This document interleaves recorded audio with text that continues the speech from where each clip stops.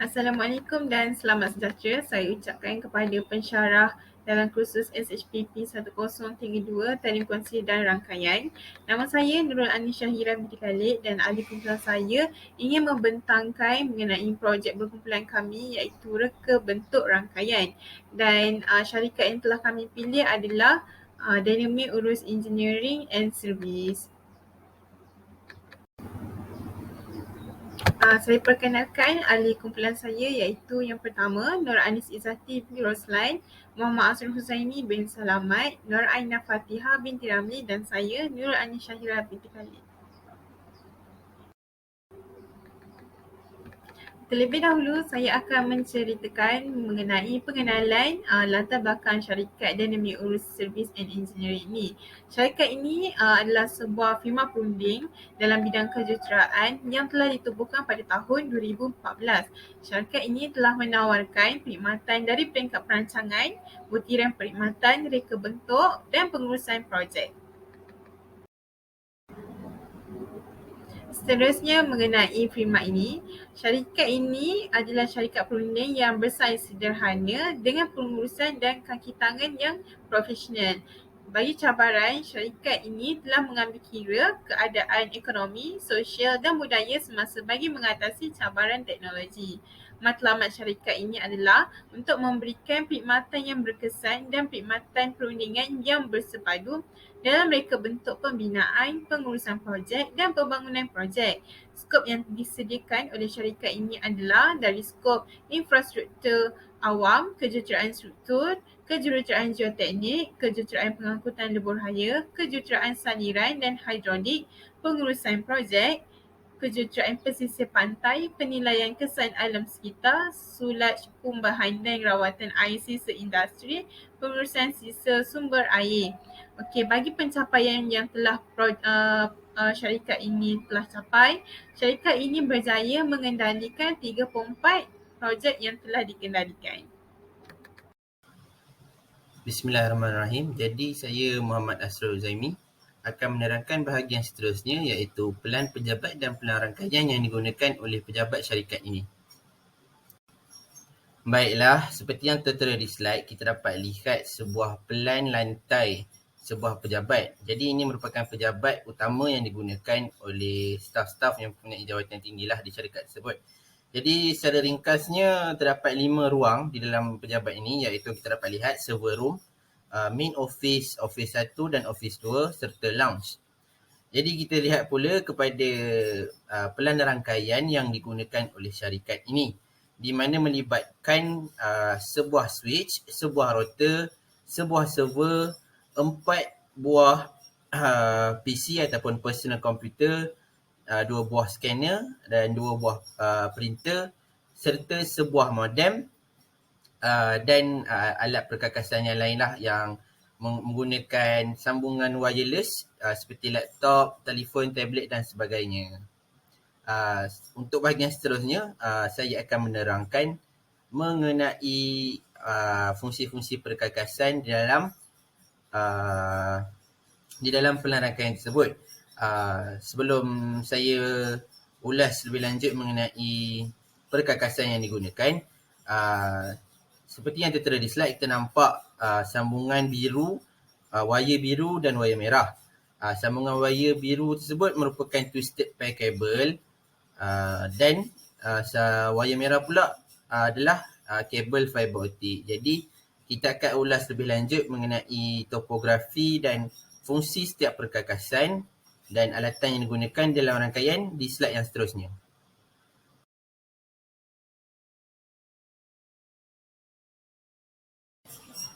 Baik, untuk topologi pelan rangkaian yang digunakan oleh pejabat syarikat ini adalah topologi bintang di mana semua personal komputer dan perkakasan-perkakasan yang lain disambungkan oleh sebuah switch dan switch ini disambungkan kepada server dan kepada router. Seperti yang kita dapat lihat, bentuk bintang dapat digambarkan menggunakan sambungan ini. Okey, seterusnya kita akan lihatlah apa fungsi setiap perkakasan yang digunakan. Okey, kita pergi terlebih dahulu kepada fiber optik lah. Fiber optik ni merupakan sambungan internet lah untuk kita dapat sambungan internet di dalam rangkaian. Jadi seperti yang tertera di slide, kita dapat lihat bahawa sambungan internet ini disambungkan menggunakan kabel fiber optik daripada port yang terdekat dengan pejabat. Okey, seterusnya kita pergi kepada twisted pair cable. Jadi pejabat ini menggunakan twisted pair cable kategori 6, di mana kategori 6 ini mempunyai kelajuan maksimum selaju 1000 Mbps dan setiap sambungan daripada twisted pair cable ini menggunakan kepala penyambung RJ45. Seterusnya kita lihat pula kepada fungsi router. Router digunakan sebagai sebuah alat yang akan menghantar paket-paket data di dalam sebuah rangkaian atau jaringan. Router juga akan menapis trafik data yang diterima dan menentukan paket tertentu sahaja untuk masuk ke dalam pelayan. Yang seterusnya, kita lihat kepada fungsi switch. Jadi switch ni merupakan sebuah peranti utama di dalam rangkaian pelan rangkaian ini, di mana switch merupakan sebuah perkakas yang pintar atas sebab dia boleh menentukan haluan data dan maklumat. Switch juga boleh menghantar dan menerima maklumat secara serentak. Jadi tak ada masalah kalau kata di dalam pejabat tersebut untuk kita hantar dan terima maklumat pada masa yang sama. Kalau kata 4 PC, scanner semua jalan serentak pun tak ada masalah. Switch ni boleh handle lah, dia boleh terima dan hantar data ataupun hantar maklumat secara serentak. Okey, kita lihat pula kepada server. Server ni dia umpama orang cakap storage ataupun otak lah kepada sistem rangkaian ni, di mana dia berfungsi sebagai sebuah perkakas yang boleh mengakses, memegang dan memindahkan semua fail maklumat dan data dari komputer lain di dalam sebuah rangkaian.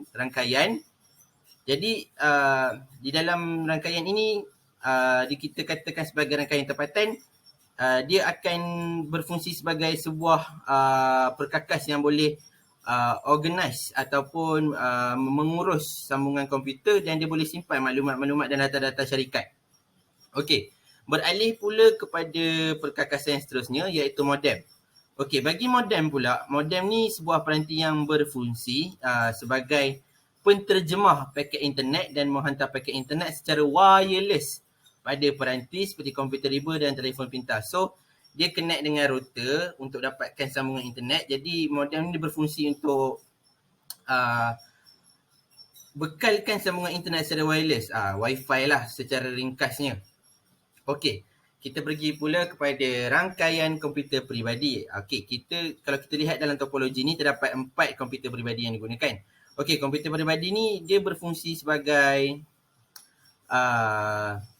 alat komunikasi data elektronik. Okey, dia berfungsi sebagai kalau kita nak hantar email, nak hantar maklumat di dalam syarikat tu memang kita boleh gunalah, nak buat kerja apa semua memang boleh guna personal komputer ataupun PC.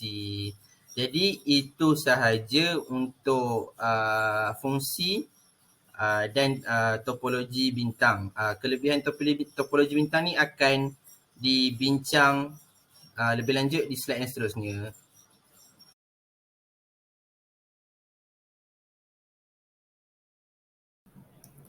Okey, untuk perkakasan yang pertama iaitu twisted pair cable Cat6. Harga per unit adalah RM6.56 per meter dan kuantiti yang diperlukan adalah 70 meter, jadi jumlahnya adalah RM459.20. Untuk yang kedua, fiber optic cable. Harga per unit adalah RM17 per meter dan kuantiti yang diperlukan hanyalah 1 meter. Jumlahnya adalah RM17.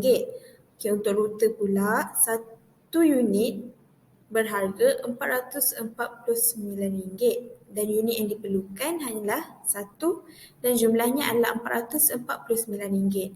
Untuk switch pula, harga per unit adalah RM1,854 per pieces dan kuantiti yang diperlukan hanyalah 1 unit. Jadi jumlahnya adalah RM1,854. Seterusnya untuk server, harga per unit untuk server adalah RM28,089.42 dan kuantiti yang diperlukan hanyalah 1, jadi jumlahnya adalah RM28,089.42.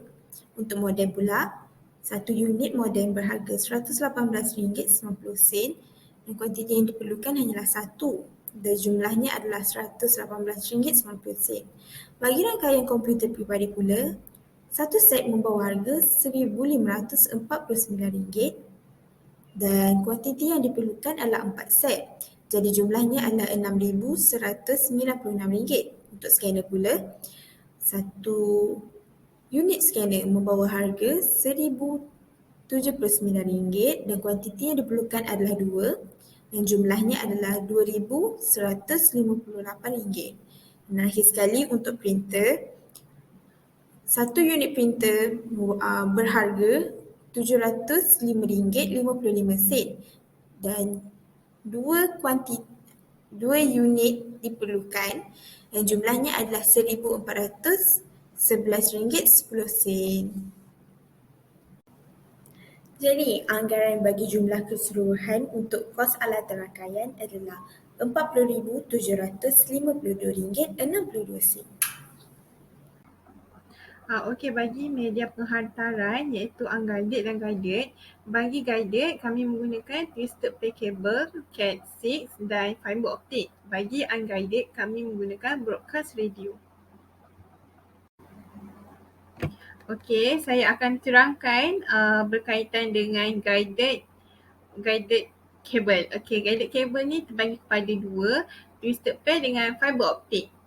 Twisted pair ni adalah dua wayar kuprum yang bersimpun untuk mengurangkan gangguan. Dan twisted pair ni dia menyimpan 4 wayar yang berasingan dari satu sama lain bertujuan untuk membantu dalam mengurangkan gangguan. Dan unshielded twisted pair ni, Cat6, jauh lebih maju dan reka bentuk yang lebih baik berbanding Cat5 dan Cat5e. Dan bagi untuk fiber optic ni selalunya digunakan sehingga 2 km dan lebar jalur dia 1000 Mbps. Fiber optic juga kapasiti yang lebih besar, saiz dan berat yang lebih kecil, pengecilan yang lebih rendah, pengasingan elektromagnet dan jarak pengulangan yang lebih besar. Okey, bagi wireless unguided, kita menggunakan broadcast radio. Okey, broadcast radio ni adalah untuk mengedarkan isyarat radio melalui udara pada yang jarak jauh. Macam wifi kan, kami menggunakan wifi. Wifi ni under broadcast radio. Okey, wifi ni adalah teknologi wireless yang digunakan untuk menyambungkan komputer riba, tablet, telefon pintar dan peranti lain ke internet. Seterusnya, Wi-Fi adalah juga isyarat radio yang dihantar daripada penghala wireless ke peranti berdekatan yang menterjemah isyarat kepada data yang boleh dilihat dan kita gunakan. Sebab itulah kami menggunakan broadcast radio untuk syarikat ini.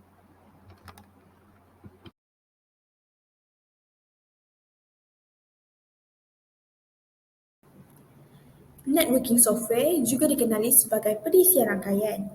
Perisian rangkaian ialah satu skop yang meluas berkaitan reka bentuk dan pelaksanaan rangkaian modem. Jadi berikut adalah beberapa jenis perisian rangkaian yang digunakan. Yang pertama ialah data archiving software, yang kedua printer and fax software dan yang ketiga security surveillance software. Data archiving software, perisian ni akan menyediakan backup kepada data syarikat. Data lama yang tidak selalu diakses akan disimpan dan perisian ini membantu mengurus maklumat tersebut dan mengoptimumkan untuk mengurangkan kos dan melindungi data yang jarang diakses. Kemudian, security surveillance software ialah perisian ini khusus untuk pengawasan keselamatan kerana membolehkan dengan mudah menghubungkan kamera merentasi lokasi dan menyediakan akses keselamatan syarikat.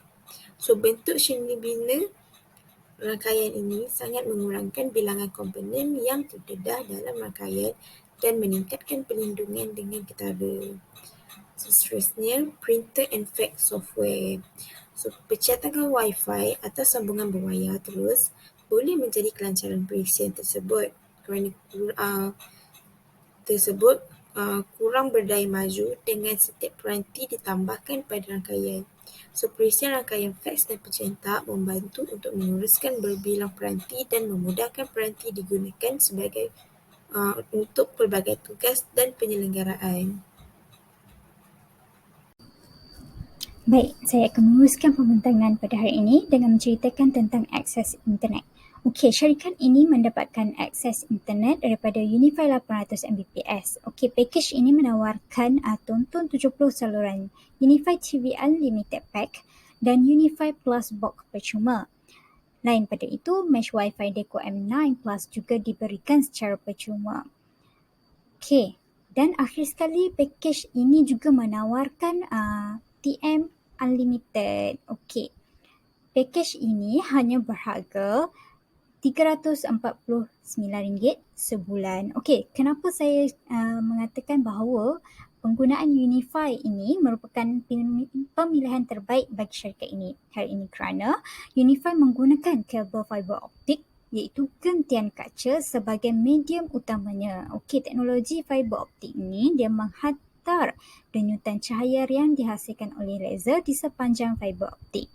Okey, oleh itu, fiber optik ini dapat memindahkan lebih banyak data pada jarak yang lebih jauh.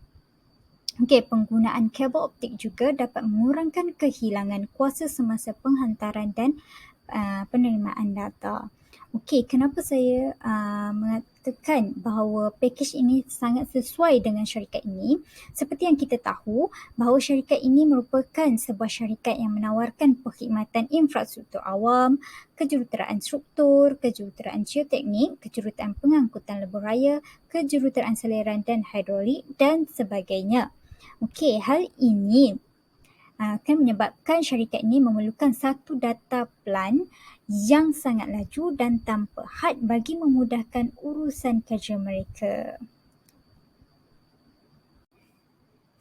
Baik, saya akan menjelaskan dengan lebih lanjut tentang akses internet di syarikat ini. Okey, selain itu, dalam syarikat ini juga mereka menggunakan intranet. Okey, apa itu intranet?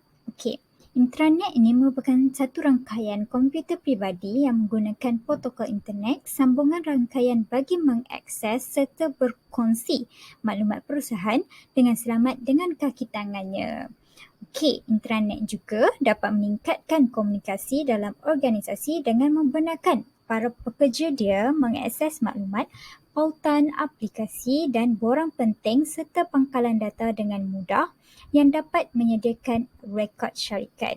Okey, dalam pada waktu yang sama, sekiranya organisasi tidak mahu membocorkan maklumat penting dengan masyarakat umum seperti di internet kepada anggotanya iaitu kaki tangan lah. Okey, anggota organisasi ini boleh mengakses internet dari tempat kerja mereka tetapi tidak boleh diakses daripada luar oleh individu yang tidak dikenali. Okey, akhir sekali dia juga bergantung kepada struktur intranet iaitu staf juga dapat mengakses rangkaian dalaman dengan nama pengguna dan kata laluan dari peranti yang tersambung ke intranet dengan menggunakan jarak jauh ke internet syarikat. Okey, biasanya VPN akses jauh digunakan bagi tujuan untuk menyediakan sambungan jauh yang disulitkan serta selamat. Okey, intranet juga digunakan untuk memudahkan bekerja dalam teleconferencing dan kumpulan. Baik, saya akan meneruskan pembintangan ini dengan menceritakan tentang kelebihan dan kelemahan topologi bintang. Okey, bagi kelebihan topologi bintang, baik pulih rangkaian adalah mudah dilakukan di pusat bintang. Okey, lain daripada itu, mudah juga untuk diubah suai dan menambah komputer dalam bintang tanpa mengganggu rangkaian yang lain. Okey, satu komputer rosak tidak semestinya menjejaskan rangkaian dan boleh menggunakan beberapa jenis kabel dalam rangkaian yang sama dengan had yang boleh menerima pelbagai jenis kabel yang berlainan. Okey, manakala bagi kelemahan topologi bintang pula adalah rangkaian tidak dapat berfungsi jika hub gagal berfungsi. Okey, ia memerlukan peranti di pusat bintang untuk broadcast atau tukarkan trafik rangkaian dan harga lebih tinggi kerana semua kabel yang daripada pusat itu perlu ditarik. Baik, nampaknya pembincangan kami telah sampai ke penghujungnya.